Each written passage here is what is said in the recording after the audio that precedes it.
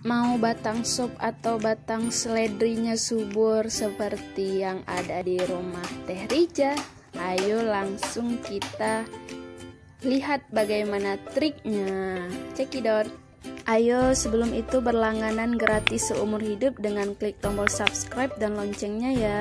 Assalamualaikum warahmatullahi wabarakatuh. Nah coba ibu-ibu lihat nih, batang supnya sedang mulai mekar dan mulai mengeluarkan bibit-bibit atau anak-anaknya, atau udah mulai berkembang biak lah, istilahnya seperti itu.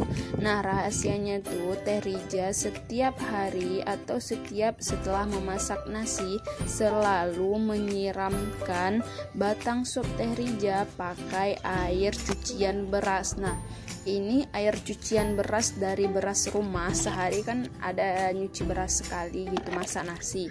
Nah ini mudah sekali caranya ibu-ibu, tinggal rutin menyiramkan air, maka dia insya Allah batang supnya tumbuh subur dan mekar seperti ini, dan juga cepat dia saat berkembang biaknya ya. Jadi bisa banyak anaknya dan kita bisa pisahkan sehingga mendapatkan beberapa polybag.